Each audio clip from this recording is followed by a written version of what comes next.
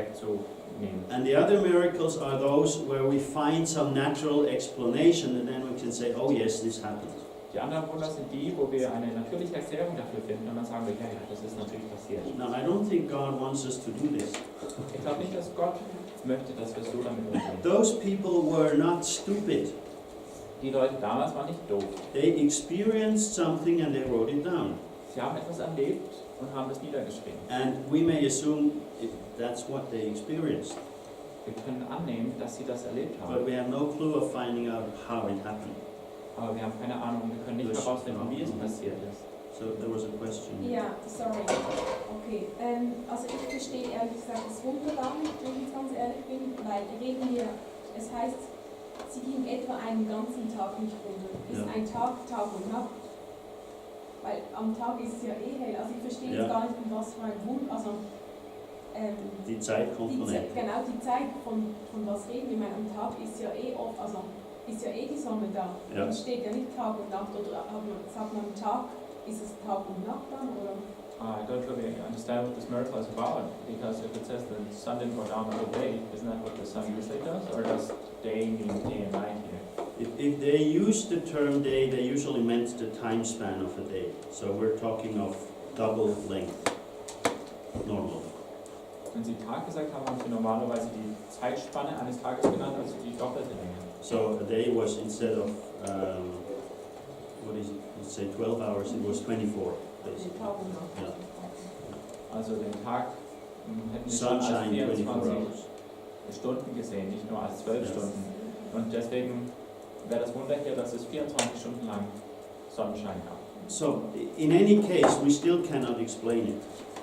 We don't have enough information to even start explaining. Wir können das nicht erklären, wir haben nicht genug Informationen, um überhaupt nur einen Erklärungsansatz zu finden. So, if people are pointing out that, well, the Bible is a storybook with stories like this, are you crazy to believe that? Wenn Leute jetzt sagen, die Bibel ist ein Märchenbuch mit solchen Geschichten, bist du verrückt, dass du sowas glaubst? My answer is usually, well, first of all, I'm not the one who understands God completely. Das wäre meine Antwort, zu sagen, also erstmal bin ich nicht derjenige, der Gott komplett versteht. So I'm not willing to limit God and what He can do. Ich bin nicht bereit, Gott einzuschränken in das, was er tun kann. And secondly, those people, they had brains like we do. Und zweitens, die Leute damals, die haben ein Gehirn, genau wie wir es They haben. experienced something and they wrote it down this way. So I don't know what exactly they experienced. Sie haben etwas erlebt und haben es so niedergeschrieben. Was sie genau erlebt haben, weiß ich nicht. But that's what they communicated. Aber das haben sie mit uns kommuniziert. So they had more time to fight their enemies and completely destroy them. That is the purpose of the whole story. Die Geschichte will uns sagen, dass sie mehr Zeit hatten, um gegen ihre Feinde zu kämpfen und sie zu besiegen. So whatever we try, we cannot really explain the thing so we are satisfied. Und so sehr wir uns auch bemühen, ich glaube, wir können das jetzt nicht so erklären, dass es uns total passen würde. If we try the scientific approach, Mit dem wissenschaftlichen Ansatz it won't really work. kommen wir nicht wirklich weit. If we try the literal approach, as some people are, or literary approach, as some people are doing, Wenn wir das literarisch sehen, wie es manche Menschen tun, then the poetic part and the natural part just afterwards don't fit together. und das eine nur als erfundene Poesie sehen, dann passt das nicht zu dem Satz danach, der das nochmal ganz klar So we have the same sagt. problem. Kommen wir also eigentlich zum selben Problem. So we have a problem in the Bible we cannot solve. That's it. Das heißt, wir haben ein Problem in der Bibel, das wir nicht lösen And können. there are a few more of those. Und es gibt auch ein paar mehr solche. And what I do usually with those problems is I have a shelf in my mind. Und was ich normalerweise mache, ich habe da so ein Regal. And I put them on there, and occasionally I find something new, and then I just work on it and put it back. Und die tue ich dann da schön aufräumen in dieses Regal. Und wenn dann mal irgendwie ich was Neues dazu rausfinde, dann gucke ich mir das wieder an. So it's the unsolved puzzles in the Bible. Das sind die ungelösten Puzzle der Bibel auf diesem Regal. Now there is something quite humorous happening since 1930. Etwas recht Humorvolles, was da auch passiert seit 1930, Is that some people came up with explanations that scientists have found the missing day in the history of the earth. This one. Manche Leute haben Erklärungen hervorgebracht, also zum Beispiel, dass Wissenschaftler diesen verlorenen Tag in der Geschichte gefunden haben. In 1930, it was a guy called Harry Rimmer, an American. 1930 war das ein Mann, der hieß Harry Rimmer, ein Amerikaner. He was using calculations of another guy who wrote a book in 1890, that's long ago, Er bezog sich auf Rechnungen eines anderen Menschen, der lebte 1890, who was kind of a wizard in calculating dates and times. Das war ein Spezialist darin, Datum und Zeit zu kalkulieren. So he was writing a book about all the events that happened in the Bible, relating it to Jewish and modern day calendar. Er hat also all die Ereignisse der Bibel beschrieben und das zu dem modernen Kalender und zu dem jüdischen Kalender in Verbindung gesetzt. And in all his calculations, he was finding out that there was a day missing. Und in all diesen Rechnungen kam dann heraus, dass ein Tag gefehlt hat. So it's just a small paragraph that mentions that. Und er beschreibt es in einem kurzen Absatz. I don't have the book, so I would love to get it, but I don't have it. So. Ich habe diese antiken Bücher nicht, also würde ich gerne. But this Harry Rimmer then said, oh, and now scientists have found out the missing day. Harry Rimmer That's the meinte dann, conclusion.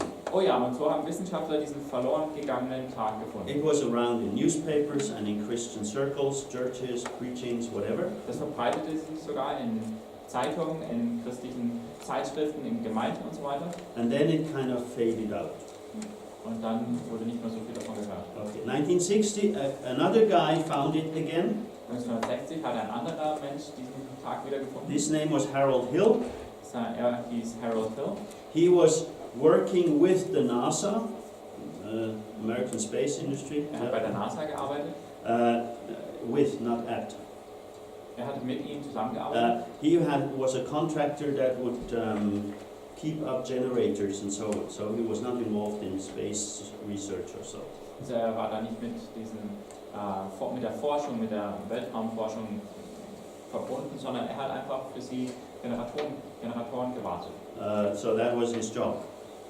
Das hat er als seine Arbeit gemacht. And then he translated the whole story, first of all verbally in teachings in churches. He was a Christian. Er hat die ganze Geschichte übersetzt, erstmal in Lehreinheiten, in Gemeinden, weil es war ein Christ. And then eventually he wrote a book which was called How to Live as a King's Kid. He was not a YWAMer, okay? Und dann hat er ein Buch geschrieben, wie lebe ich als Kingskind. Okay, Das war kein so Buch, as a child of the king, obviously, that's the point. Er meinte als Kind des Königs. And in this book he wrote a chapter that NASA scientists and their computers have now found out the missing day. Und in seinem Buch hat er in einem Kapitel beschrieben, wie die NASA-Forscher mit ihren Computern diesen einen Tag gefunden haben. And this was circulating again in the English-speaking world a lot and then faded out. Das ging dann im englischsprachigen Raum wieder stark umher und ja, da hat es sich ein bisschen gelegt. So first it was scientists, then it was the computers, because computers can do anything. Also zunächst mal waren es anscheinend die Forscher, dann die Computer, die den Tag gefunden haben, weil Computer können ja alles. Well, except working properly, but that's another issue. Also gut zu funktionieren, wenn man es braucht. Basically, he translated the story of this Mr. Rimmer into a modern version at that time. Hat also die Geschichte von dem Mr. Rimmer in eine moderne Version gekleidet. And it's circulating now as an email. Heutzutage geht es noch als E-Mail rum. In my time during SBS, I got it 3 times. Während meiner SBS habe ich sie 3-mal erhalten. Not during the SBS, but working in SBS. So the last 20 years, I got it 3 times. In den letzten Jahren, wo ich mit SBS arbeite, habe ich 3-mal diese E-Mail That erhalten. NASA has finally found out the missing day in Joshua. Dass NASA endlich diesen fehlenden Tag aus Josua gefunden hat. It's all a joke. Aber das ist alles ein Witz. NASA has set up especially a website for that to explain. It's a joke. Because they were bombarded with mails from Christians. NASA hat extra eine Webseite ins Netz gestellt, um zu zeigen, da ist nichts dran, das ist ein Witz, weil sie so viele Nachrichten, so viele E-Mails von Christen bekommen haben. There is no reference system. You cannot count back and then establish a difference. You don't have the original information. It's not possible. It's a joke. Da gar kein Referenzsystem, dass man zurückrechnen könnte und da einen Unterschied feststellen So, könnte. Das ist also ein Witz. It's a way to try and explain something because we are not happy with accepting, we cannot explain it. Aber da seht ihr, das ist ein Versuch, was zu erklären, weil es uns nicht, weil es sich nicht gut anfühlt, wenn wir etwas nicht erklären können. And I think it would be more honest to say, we cannot explain that, sorry. Ich glaube aber, es ist viel ehrlicher zu sagen, das können wir nicht erklären, sorry. I can trust God that He can do it. It's an effort. Ich kann Gott vertrauen, dass er das tatsächlich könnte, auch wenn das ein bisschen was an Anstrengung braucht. Because I would like to have an explanation, Denn auch ich würde gerne eine Erklärung dafür haben. but I don't have it, and all I can do is either accept it or reject it. Aber ich habe keine und ich kann das entweder nur annehmen oder mich dagegen auflehnen. And in my time of study, I have found out that accepting things in the Bible usually was the smarter way than rejecting them. Und über meine Zeit gesehen, die ich jetzt nicht schon die Bibel studiere, habe ich herausgefunden, dass es normalerweise schlauer ist, etwas in der Bibel anzunehmen, als es abzulehnen. Okay, does that help a bit with this missing day? Hilft euch das ein bisschen mit dem So, verlorenen Tag? if you get the email, read it, laugh about it, and delete it. Okay? Wenn ihr die E-Mail also bekommt, dann lest das, lacht ein bisschen drüber und dann könnt ihr sie wieder löschen. Okay. So, well, yeah, we should laugh about it. Ich finde, über sowas sollten wir schon lachen können. Okay, so that would be about the long day that is in Joshua. Also das zu diesem langen Tag in Josua. Okay. The question that we have when we read Joshua and Judges Die Frage, die sich uns stellt, wenn wir Josua lesen und auch Richter, is how can God allow the destruction of so many nice and innocent people? wie kann Gott die Zerstörung von so vielen netten, unschuldigen Menschen erlauben? I mean, those guys were living there, they had their everyday life, and suddenly those wild guys from Israel come and destroy everything. Die Leute lebten dort, hatten ihre netten, geordneten Leben und plötzlich kommen diese Rebellen, diese Verlierer aus Israel und zerstören alles. Okay, and there are some ancient documents, they are called the Amarna letters, Es gibt so altertümliche Dokumente, das sind die Amana-Briefe. and with ancient documents I mean clay tablets with cuneiform writing. You press your characters into the clay, okay? Das waren so kleine Tontafeln mit Keilschrift-Eindrücken, die wurden da so So reingedrückt. that was, they were writing on tablets long ago, before we had them. Die hatten also schon lange vor uns Tablets. They were a bit less flexible, but the operating system was very robust. Das ist nicht so ganz flexibel einsetzbar, aber das Operating System dahinter war sehr robust. Okay, so they were Canaanite people who write to other kings outside, Das waren kananitische Menschen, Könige, die zu Königen außerhalb Kanans geschrieben because haben. they had agreements with these kings to help each other and so on. Mit diesen anderen Königen hatten sie Vereinbarungen, sich gegenseitig zu helfen. And there is one letter that is addressed to a king in Egypt, Und in einem von diesen Briefen wird an den König von Ägypten geschrieben. and one of the kings desperately writes, "Come and help, because these Habiru are coming and destroying everything." Und einer der kananitischen Könige, der schreibt, voller Verzweiflung, bitte komm und helf mir, denn diese Habiru, die zerstören alles. And the term Habiru, people are not so sure whether it refers to Hebrews, but it's pretty close. Bei diesem Habiru, bei diesem Wort sind sich die Leute nicht ganz sicher, ob sich das auf die Hebräer bezieht, aber es ist ziemlich ähnlich. It seems to be an Ugaritic term for either the Hebrews or for nomadic people. Es scheint so ein ugaritischer Begriff zu sein, entweder für die Hebräer oder für sonstige nomadische Völker. Again, specialists are debating, of course, but how can we know?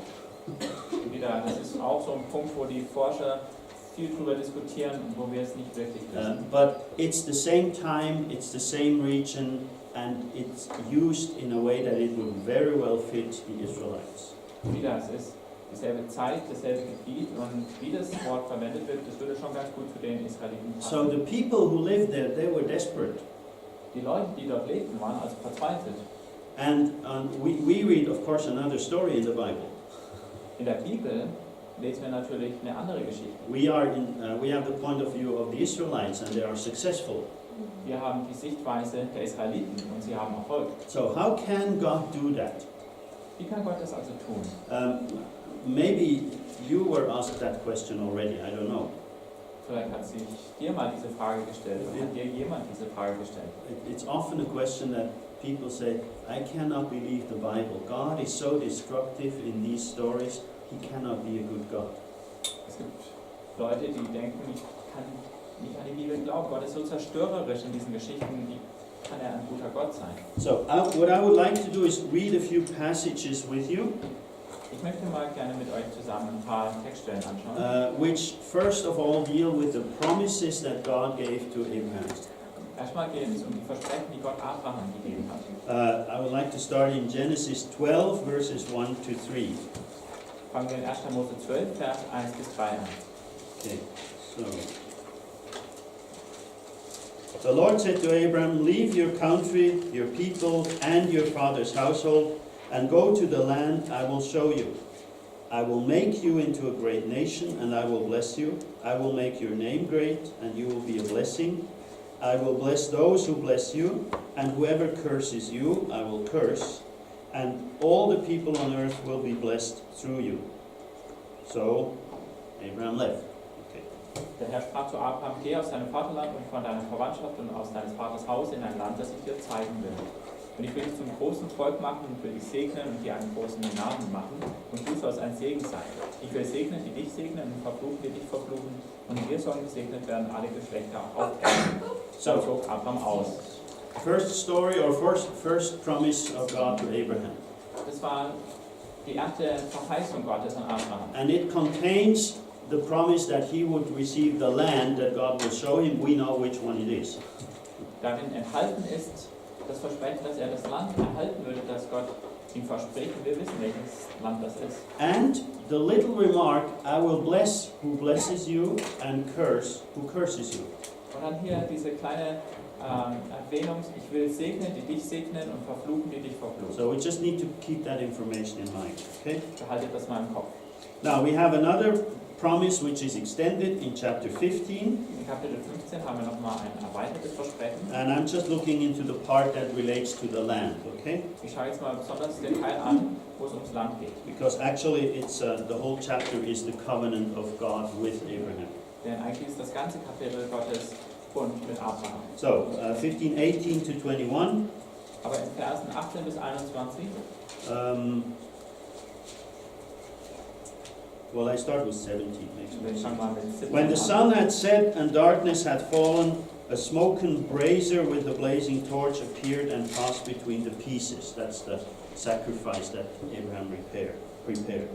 Als nun die Sonne untergegangen und es finster geworden war, siehe, da war ein rauchender Ofen und eine Feuerflamme fuhr zwischen den Stücken hin. Das war das Opfer, das Abraham vorbereitet hat. On that day the Lord made a covenant with Abraham and said, to your descendants I give this land, from the river of Egypt to the great river, the Euphrates, the land of the Kenites, the Kenizzites, the Kadmonites, Hittites, Perizzites, Rephaites, Amorites, Canaanites, Girgashites, Jebusites. An dem Tage schloss der Herr einen Bund mit Abraham und sprach, deinen Nachkommen will ich dieses Land geben, von dem Strom Ägyptens bis an den großen Strom Euphrat. Die Keniter, die Kenaziter, die Kadmoniter, die Hittiter, die Periziter, die Rephaiter, die Amoriter, die Kanaaniter, die Girgashiter, die Jebusiter. Now we have two things in here which are the same as in Joshua.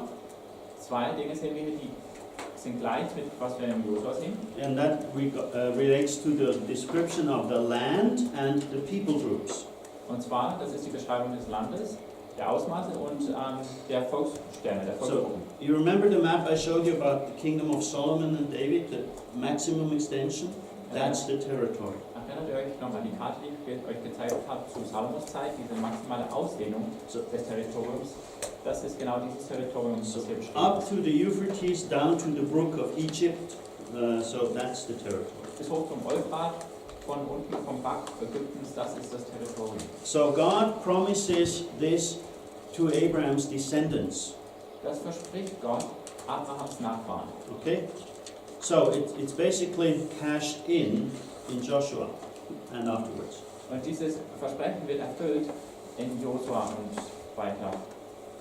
So, it's not something new that God does in Joshua, it's something that He always intended long ago. Wir sehen also, es ist nicht etwas Neues, was Gott sich plötzlich in Josua überlegt, sondern etwas, was von seit langer Zeit schon geplant war. So, like I told you, God knows where He's going. Wie ich schon mal gesagt habe, Gott weiß, wo er hingeht. So, it's part of His plan and the steps that He implements in there to change the inhabitants of that nation or place. Es war also Teil von Gottes Plan und seinem großen Ziel, die Einwohner dieses Ortes, dieses Gebiets zu verändern. Now, if we look at a timeline here, Wenn wir uns so einen Zeitstrahl anschauen, we are with Abraham somewhere around the year 2000 BC. dann war Abraham ungefähr um 2000 vor Christus. Okay, so that's when God made the promises to him. Da hat Gott ihm diese Versprechen gemacht. And he was working on there, and the people end up in Egypt around 400 years, a bit more. Sind seine Nachkommen etwa 400 Jahre in Ägypten. Then there is the whole Exodus and the wandering in the wilderness.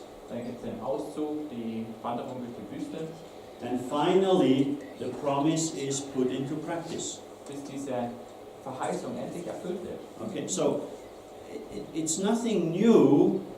It's something that God was always working on. Es ist also nichts Neues, sondern etwas, an dem Gott schon ständig am Arbeiten war. So it's not an emergency solution, which some people think, that God chose. Keine Notlösung also, wie manche Leute denken, die Gott dann gewählt hat. That's important for us to know. Und es ist wichtig, So- dass wir das wissen. God intended that change of people in this location. Gott hatte das gewollt, diese Veränderung in der Einwohnerschaft von dem Gebiet. Now, if we look into 17, there is a third promise, In 1. Mose 17 finden wir ein drittes Versprechen. and in verse 8, In Vers 8. the whole land of Canaan, well, that's just the end verse only, maybe. I will make you very fruitful, starting in 6. I will make nations of you, and kings will come from you. I will establish my covenant as an everlasting covenant between me and your descendants after you, for the generations to come, to be your God and the God of your descendants after you. The whole land of Canaan, where you are now an alien, I will give as an everlasting possession to you and your descendants after you, and I will be their God. In Kapitel 17, ich lese mal nur Vers 8.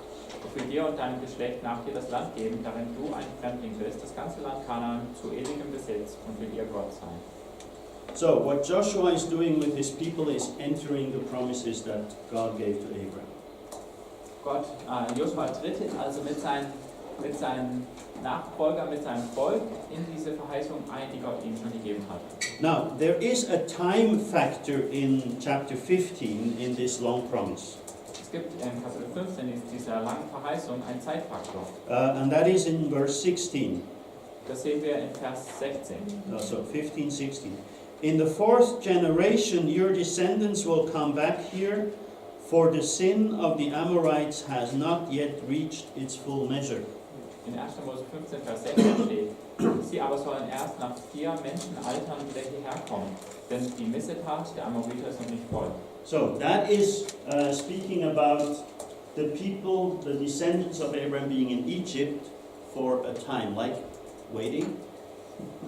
Das handelt von dieser Zeit, die Abrahams Nachkommen in Ägypten warten mussten. And then they would come and enter the promise. Danach würden sie in diese Verheißung eintreten. And the reason for the sin of the Amorites has not yet reached its full measure. Der Grund, der gegeben ist, dass die Missetat der Amoriter noch nicht voll ist. Which means God looks at the Amorites and says, they are sinning, but I will not punish them yet for that. Das heißt, Gott hat sich die Amoriter angeschaut und hat gesagt, sie sündigen, aber ich werde sie jetzt noch nicht dafür bestrafen. So that's a new aspect in these promises. Es ist ein anderer Aspekt in diesen Verheißungen. Now, as Christians, we are sometimes interesting beings. Als Christen sind wir manchmal interessante Wesen.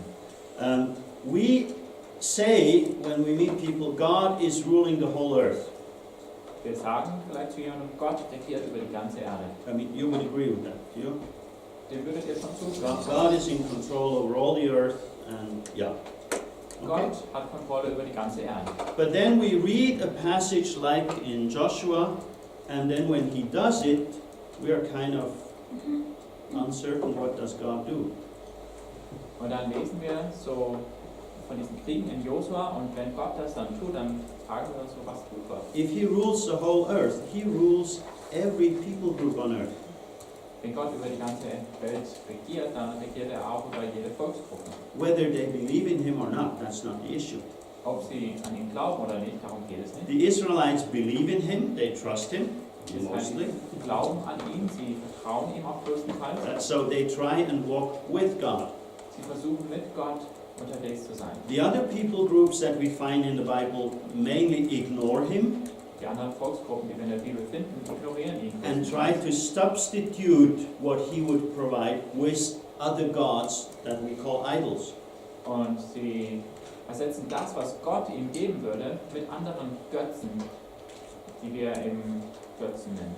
But God is still in control of nations and kingdoms and everything. Dennoch behält Gott die Kontrolle über alle Nationen und Könige. So, while he works with the Israelites, he also works with the Amorites. Während Gott mit den Israeliten etwas bewirkt, macht er das auch mit den Amoritern. He walks his way with each people group.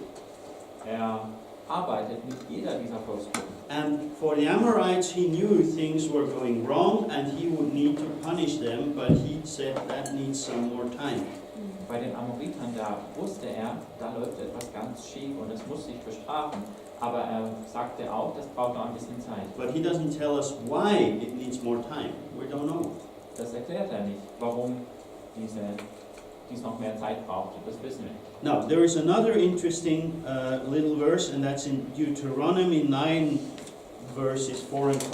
Dann gibt es noch einen interessanten Vers in 5. Mose 9, Verse 4 und 5. Sometimes it's these little verses that are helping to get the picture. Manchmal gibt es diese einzelnen kleinen Verse, die uns helfen, das Bild zusammenzusetzen. It's in one of these lengthy speeches of Moses. Das ist eine dieser längeren Reden von Mose. And when you read them, you think, when does he stop speaking? Da liest du so und denkst, wann hört er endlich mal auf mit seinen Reden? And he's talking about the land Er spricht hier vom Land and the people that they will destroy. und von den Völkern, die sie zerstören werden. And if I read in verses 4 on to 6, after the Lord your God has driven them out before you, do not say to yourself, the Lord has brought me here to take possession of this land because of my righteousness. No, it is on account of the wickedness of these nations that the Lord is going to drive them out before you. It is not because of your righteousness or your integrity that you are going in to take possession of their land, but on account of the wickedness of these nations. The Lord your God will drive them out before you to accomplish what he swore to your fathers. Nu, 5. Mose 9, 4 bis 6. Ja. Also Verse 4 und 5. Wenn nun der Herr, dein Gott, sie ausgestoßen hat vor dir, Herr, so sprich nicht in deinem Herzen, der Herr hat mich hereingeführt, ins Land einzunehmen, um meiner Gerechtigkeit willen. Da doch der Herr diese Völker vertreibt vor dir her, um ihres gottlosen Treibens willen. Denn du kommst nicht herein, ihr Land einzunehmen, um deiner Gerechtigkeit und deines aufrichtigen Herzens willen, sondern der Herr, dein Gott, vertreibt diese Völker um ihres gottlosen Treibens willen, damit er das Wort halte, das er geschworen hat, deinen Vätern, Abraham, Isaac und Jakob. And then he repeats the same again in verse 6. Und dann wiederholt er das Gleiche nochmal So, in Vers 6. 3 times in this paragraph, Moses says to the Israelites, it's not because you are righteous, it's because they are wicked. Dreimal in diesem Absatz sagt Mose also den Israeliten, es ist nicht, weil ihr so gerecht seid, sondern weil sie so böshaft sind. So, in other words, the blessing for Israel to receive the land is at the same time the punishment of God for these Amorites. Das heißt, der Segen, den die Israeliten mit diesem verheißenen Land empfangen, ist gleichzeitig Gottes Bestrafung für diese gottlose Völker. So God achieves two purposes in this action, basically. Und mit dieser Tat schafft Gott es, zwei zwei Zwecke zu erfüllen. Expressing the blessing on those who are obedient and the curse on those who are disobedient. Damit bringt